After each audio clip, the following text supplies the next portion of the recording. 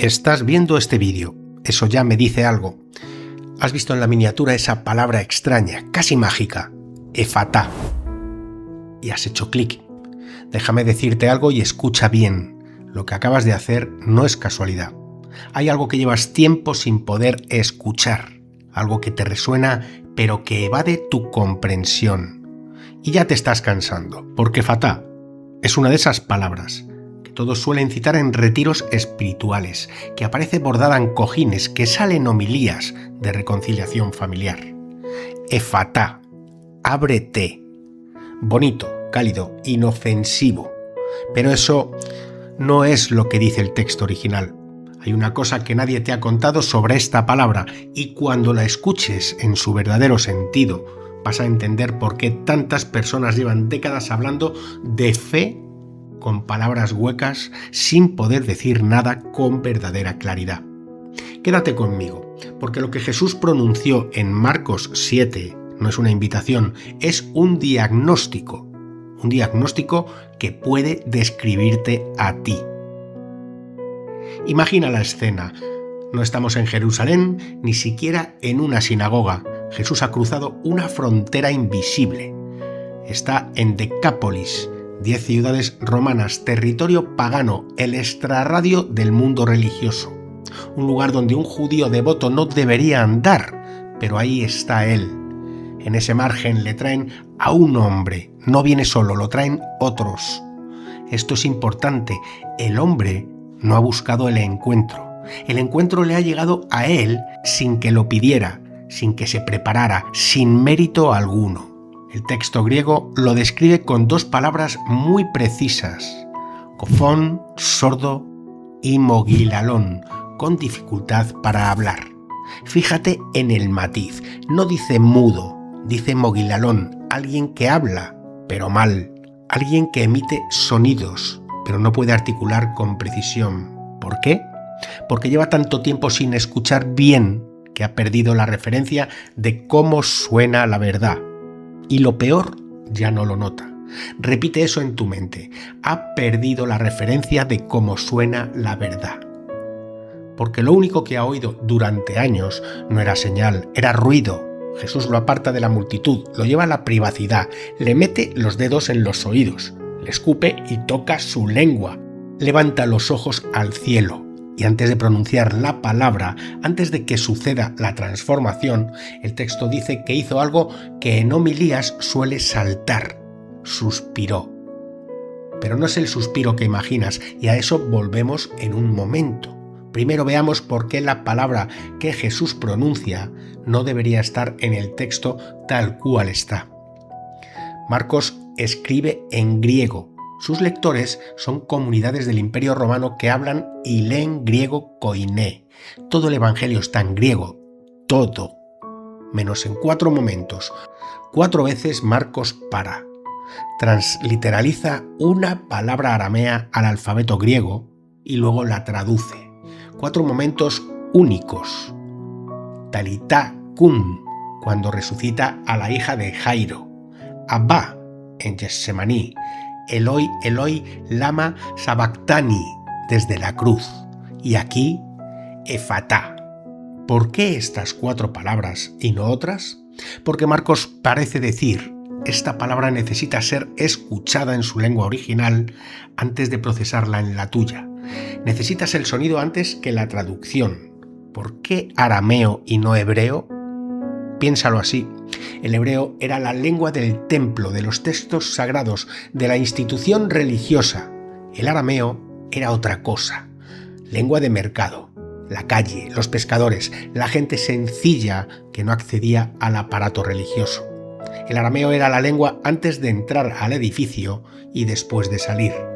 Cuando Jesús dice Efatá en arameo, no en hebreo ni en griego, no recita una fórmula litúrgica.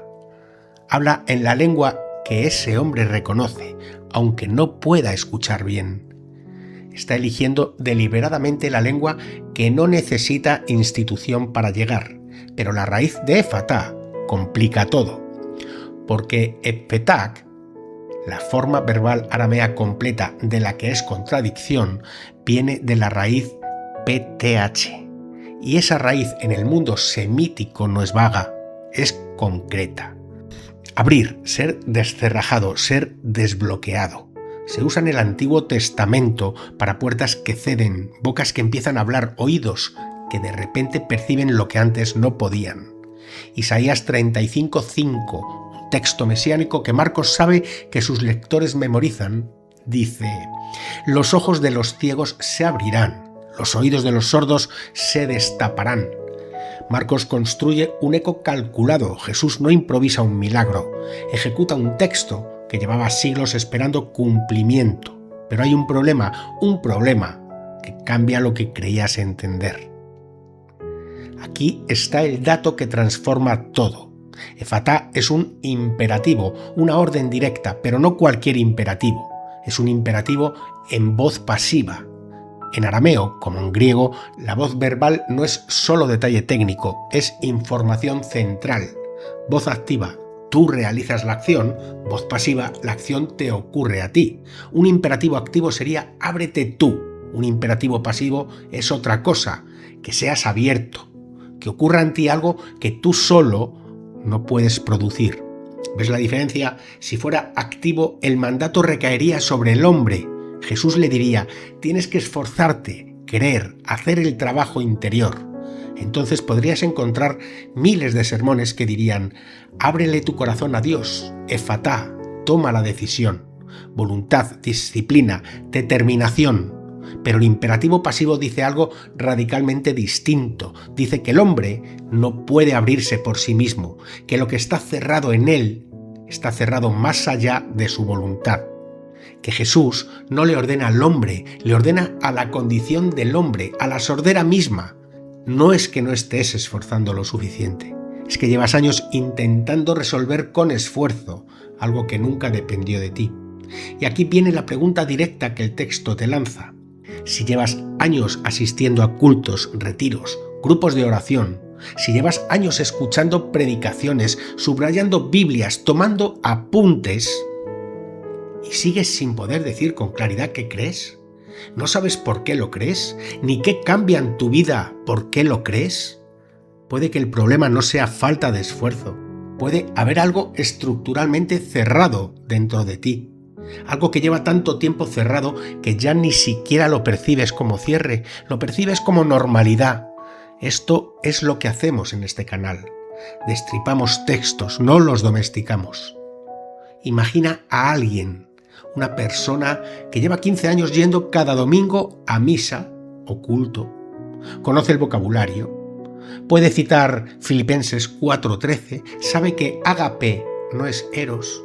Ha leído el libro de Job varias veces, tiene opiniones sobre el bautismo, el fin del mundo, la vida eterna, pero un día, en una conversación auténtica, alguien le pregunta: ¿qué te ha cambiado concretamente tu fe? Y la persona titubea, emite sonidos, habla de paz interior, propósito, comunidad. Pero si la presionas, ¿qué verdad incómoda aceptaste que antes rechazabas? ¿Qué has dejado de hacer que sabías que estaba mal? ¿Qué te ha costado? El habla se vuelve mogilalón, confusa, vaga, inarticulada. Puede repetir lo correcto, pero no lo sostiene cuando alguien lo aprieta. No está confundido, está funcionalmente sordo. No porque no haya estudiado o sea hipócrita, sino porque lleva años escuchando ruido religioso empaquetado para sonar a señal. Y el ruido, si lo escuchas suficiente tiempo, produce el mismo efecto que el silencio absoluto: incapacidad para articular con precisión. Marcos lo sabía, por eso describe al hombre con esa palabra específica, mogilalón, no mudo, con dificultad para hablar. La dificultad no es origen, es consecuencia. Primero llegó la sordera, luego la incapacidad de articular. Llevas años sin escuchar bien y tarde o temprano eso afecta a lo que puedes decir. Hay algo más. El hombre no ha llegado solo, lo llevaron. El texto dice que le ruegan a Jesús por él. No él, otros suplican. El hombre no tiene iniciativa. Está ahí porque alguien lo trajo, quizá sin entender el porqué. ¿Cuántos hay así? En iglesias, en cultos, en grupos. Llevan décadas sin elegir el encuentro, sin procesar si lo que oyen es señal o ruido, sin preguntarse, ¿esto que llevo años oyendo me ha abierto algo o me ha mantenido igual? Jesús no sermonea, no explica el diagnóstico, no pregunta si está listo. Le mete los dedos en los oídos, gesto físico casi violento, y pronuncia la orden, no al hombre, a la condición, efatá, que seas abierto, porque no es que no quieras escuchar, es que llevas cerrado tanto tiempo que ya no lo sabes. Volvamos al suspiro. Antes de pronunciar efatá, Marcos dice que Jesús hizo algo, levantó los ojos al cielo y suspiró. La palabra griega es stenasen, del verbo estenazo, y aquí necesitas parar. Estenazo no es el suspiro trivial que imaginas, no es concentración ni pausa dramática, es el mismo verbo que Pablo usa en Romanos 8:23 para describir a la creación gimiendo bajo la espera de la redención. Lo mismo que Hebreos 13:17, el peso de quienes lideran. Es un gemido que viene de un peso, de algo que cuesta, de algo profundo. ¿Qué carga Jesús? Hay 3 interpretaciones: compasión por el sufrimiento del hombre, intercesión activa, un gemido en oración, y la menos popular, el peso de la resistencia humana a abrirse. No es solo compasión por un hombre, es el peso de todos los mogilaloi, los que hablan con dificultad porque llevan años cerrados y lo llaman normalidad. No te digo cuál es la correcta, pero Marcos coloca ese gemido justo antes de la orden. Primero el gemido, luego efatá, como si abrir los oídos costara, como si romper un cierre de años no fuera gratis.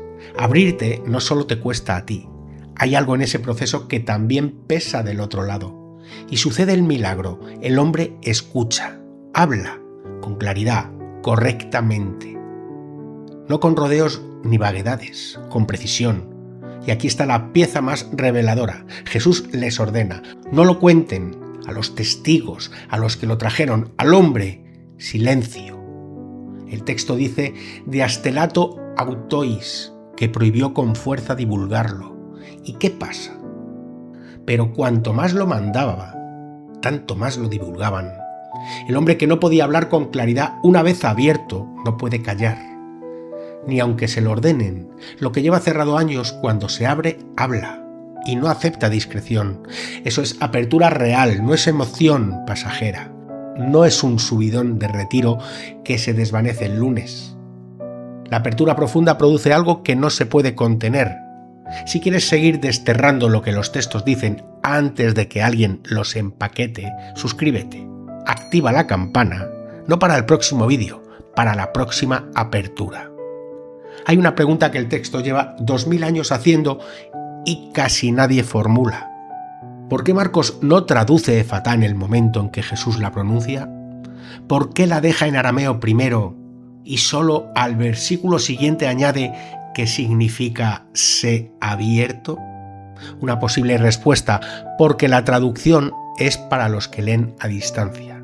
Pero la orden, dirigida a la condición y no a la voluntad, se pronunció en la lengua de la calle, en la lengua que no necesita institución, en la lengua que llega antes de que decidas si quieres recibirla. Otra respuesta aún más inquietante, que el arameo está ahí, para que no domestiquemos la palabra rápido, para que antes de meter efatá en la categoría cómoda de bendición, para que antes de meter efatá en la categoría cómoda de bendición o lema espiritual, tengamos que escucharla desnuda. Una palabra extraña, una orden que no encaja en ningún estante que ya tengas. Y la ironía oculta. Hay personas que llevan años orando para que Dios les abra el corazón. Incluyen la apertura en su lista de peticiones, pero pedir la apertura puede ser, paradójicamente, controlar la apertura. Decidir el ritmo, gestionar cuándo, dónde y cómo ocurre, mantener el proceso bajo supervisión. El hombre del relato no pidió nada, lo llevaron, no preparó el terreno, no demostró mérito, hubo un gemido, dedos en oídos, escupida en la lengua y una orden dirigida a su condición. Se abrió, no porque quiso, porque la condición cedió. Así que la pregunta final no es si quieres abrirte, Esa respuesta ya la tienes, claro que quieres. La pregunta es, ¿qué llevas cerrado tanto tiempo que ya no lo percibes como cierre? ¿Qué parte de ti lleva años emitiendo sonidos sin poder articular la verdad? ¿Qué verdad incómoda llevas sin decir en voz alta, aunque la reconoces en otros? Si Efatá fuera pronunciado sobre ti hoy, sin anestesia litúrgica, sin traducción, ¿qué se abriría primero?